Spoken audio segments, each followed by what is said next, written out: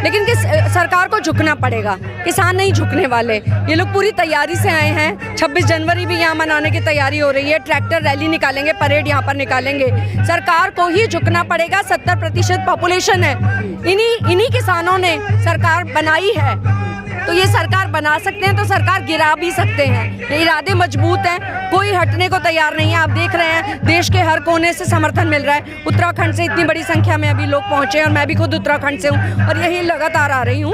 बिल्कुल सरकार के पास कोई रास्ता नहीं है। कृषि मंत्री कह रहे हैं कि जिस कानून को लेकर के विपक्ष गुमराह कर रहा है, भ्रमित कर रहा है, अपने कार्यकाल में वो इसको लाना चाहते थे उस टाइम पर, तो अब ये ले आए ना। देखिए अब इनकी सरकार है, विपक्ष की बात करने से कुछ नहीं होने वाला। विपक्ष ने अपना काम किया, विपक्ष ने नहीं किया होगा तभी सत्ता से बाहर है ना। आप भी सत्ता से बाहर नहीं होना चाहते तो कृषि कानून जो वापस ले लीजिए, आप जो तीनों काले कानून है इनको वापस ले लीजिए। इसका नाम ही गलत है, कृषि कानून नहीं है ये, उद्योगपति बचाओ कानून है, उद्योगपति बढ़ाओ कानून है। तो सवाल ये है कि जब कांग्रेस इसको लाना चाहती थी तो अब कांग्रेस विरोध क्यों कर रही है? लाना चाहती थी, ये जो फॉर्मेट है, मुझे कांग्रेस के बिहाफ पे मैं इसमें कुछ कमेंट नहीं करूंगी, लेकिन ये जो फॉर्मेट है ये तीनों के तीनों चीज़ें गलत है। इंस्टीट्यूशनल फार्मिंग की जो बात कर रहे हैं ये लोग, ये गलत है, ये किसान विरोधी है। और किसान छोटा इस किसान ना एग्रीमेंट पढ़ पाएगा, ना शिकायतें कर पाएगा, ना अपनी पेमेंट के लिए लड़ पाएगा। तो बहुत ही प्लस एमएसपी जो है इसको कानून बनाना चाहिए। सिंपल सी बात है, इसको लागू कर लें और चीज़ें हो जाएंगी। कह रहे हैं हम एमएसपी लिखित में देने के लिए तैयार हैं, संशोधन करने के लिए तैयार हैं, फिर भी नहीं मान रहे हैं किसान। मुझे नहीं लगता ऐसी कोई नीयत है, वर्बली कह रहे हैं। अभी तक कोई रिटर्न की मेरी नॉलेज में नहीं है कि ये लोग इसको संशोधन करने को तैयार हैं। ले लें, किसानों से ले लें क्या क्या संशोधन करने की ज़रूरत है और उसे कर लें उस हिसाब से। लेकिन इस तरह से ये आंदोलन कब तक चलेगा, आपको क्या लगता है? जब तक सरकार जो है ये काले कानून वापस नहीं लेती तब तक चलेगा, क्योंकि किसान कोई कंप्रोमाइज़ करने के मूड में नहीं है। तमाम लोग कह रहे हैं, कुछ टेलीविज़न में पत्रकार भी कह रहे हैं कि एंटी नेशनल लोग हैं, ये देश के खिलाफ ताकतें हैं जो खड़ी हैं आज सड़कों पर। देखिए जो भाजपा में नहीं है वो एंटी नेशनल है।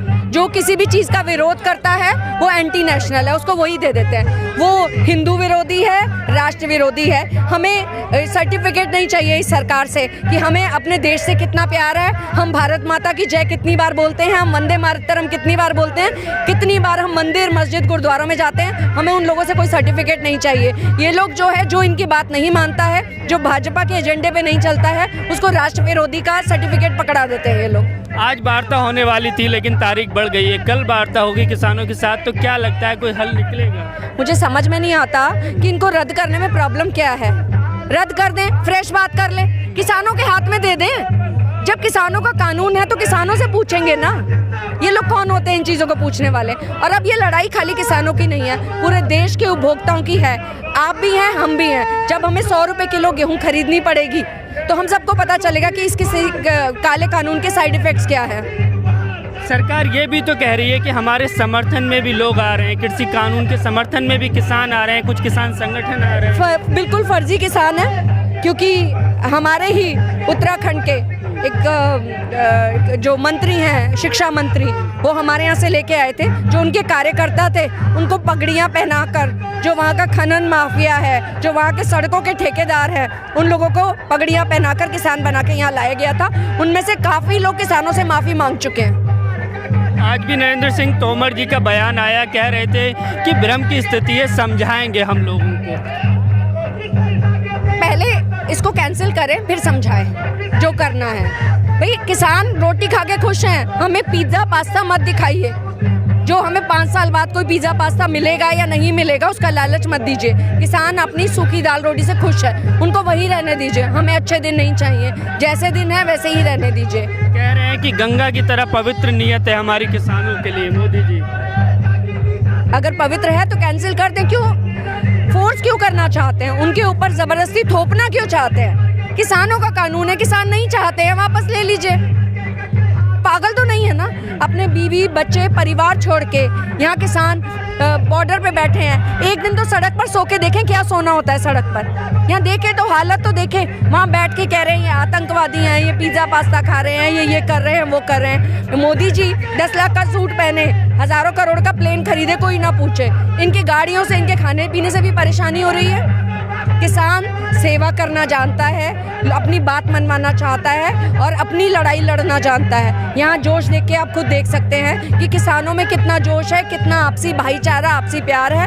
पूरे देश से किसान आ रहे हैं और सरकार के पास कोई और उपाय नहीं है इसको वापस लेने के सिवा। सरकार अभी भी ये मानने के लिए तैयार नहीं है कि ये किसान आंदोलन है। कह रहे हैं थोड़े से किसान हैं, कुछ लोग अपनी राजनीति चमकाना चाहते हैं। 25 किलोमीटर जाम उधर लगा हुआ है सिंघू बॉर्डर पर, 10 किलोमीटर यहाँ लगा हुआ है। अब भी उनको नहीं दिखता तो कब दिखेगा? उनकी इंटेलिजेंस है, उनके पास मीडिया है, आप लोग हैं, देखें, पता करें क्या है। इतनी सर्दी में, इतनी ठंड में यहाँ बैठा हुआ किसान बैठा है तो बेवकूफ़ तो नहीं है ना? अब किसानों को पढ़ाएंगे किसान कानून क्या होता है? उनको समझ है, सब समझदार हैं, सब इस बात को समझते हैं। क्या लगता है तो आपको कि क्या कोई मजबूरी लगती है सरकार की जो वो ये कानून रद्द नहीं करना? बिल्कुल, बड़े बड़े उद्योगिक घरानों से उन्होंने डोनेशंस ले रखी हैं जो शायद वापस करनी पड़ेंगी अगर वो ये कानून लागू नहीं करते हैं, क्योंकि उन लोग तैयारी करके बैठे हुए हैं। रेलवे उनको दे दिया है उन्होंने, रेलवे पटरी के पास वो लोग वेयर हाउसेस बना रहे हैं वहाँ पर, तो शायद उन लोगों का नुकसान जो है इनको नुकसान होगा, इसी वजह से वापस नहीं लेना चाह रहे हैं, जिद बना ली है इसको। मोदी जी कह रहे हैं कि निवेश बढ़ेगा ये कानून लागू होने के बाद, आय दुगनी हो जाएगी किसानों की। तो कहाँ हुई है दुगनी? क्या चीज़ सस्ती कर दी है? कुछ भी नहीं किया इन्होंने तो। कौन सी हर चीज़ में कोई एक आइटम बता दीजिए जिसके दाम कम हुए हैं उस सरकार में। आय कहाँ से दुगनी हो जाएगी लोगों की? किसान आत्महत्या कर रहे हैं, 40 से ज़्यादा किसान इस आंदोलन में मर चुके हैं। क्या हुआ है अभी तक में? डीजल बढ़ा दिया है, जीएसटी आपने लगा दी है। किसान अपनी ज़मीन किसी को बटाई पे देगा, उसके ऊपर जीएसटी लगा दी है, तो किसान बैठ के क्या ये एग्रीमेंट ही करता रहेगा और यही सब चीज़ें पढ़ता रहेगा?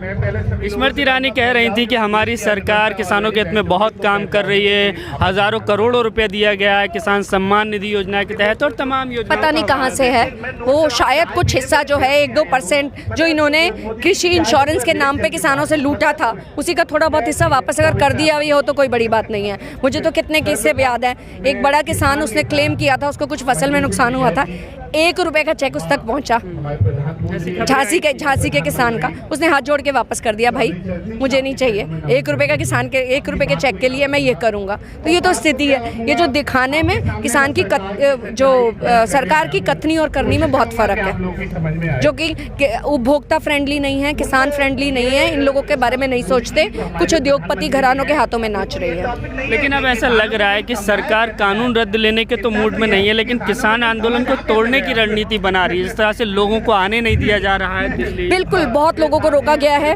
उत्तराखंड में ही हमारे यहाँ 1200 किसानों पर केस दर्ज हो गए हैं, तो तोड़ने की कोशिश कर ही रही है। जब बहुमत आपके पास है, आप क्यों नहीं समझा पा रहे किसानों को? आप समझाइए ना। इस देश ने इतने भारी प्रचंड बहुमत से आपको दूसरी बार प्रधानमंत्री बनाया है, जनता है, थोड़ा सा तो सोचिए इन लोगों के बारे में कि ये लोग क्यों बैठे हैं, क्या बात है, और इतनी जिद क्या है? इतनी ऐसी कौन सी जिद है कि थोप नहीं है किसान के ऊपर? जब वो नहीं चाहते बात खत्म हो गई, सरकार को ऐसी क्या जिद है? बाकी चीज़ों में जनता ने कॉपरेट किया ही ना, नोटबंदी में कॉपरेट किया, जीएसटी में कॉपरेट किया, उन्होंने कहा थाली ताली बजाओ, वो भी बजाई, कोविड टाइम में लॉकडाउन में कॉपरेट किया। इसमें किसान जो उनके अस्तित्व का सवाल है यहाँ पर, उसके पास कोई किसान के पास धरने के सिवा कोई चारा नहीं है, और कोई कंप्रोमाइज़ नहीं करेंगे जब तक ये कानून वापस नहीं होते हैं। मोदी जी ने किसानों से भी संवाद किया और उन किसानों ने कहा कि इन कानूनों से हमें फ़ायदा मिलेगा। किन किसानों ने कहा? कौन से किसान, कौन से समाज? कोई आइडेंटिटी तो पता चले, कितनी ज़मीन है, कहाँ के रहने वाले हैं, किसी के किसान की आइडेंटिटी पता चली? आइडेंटिटी तो पता चले कौन किसान है।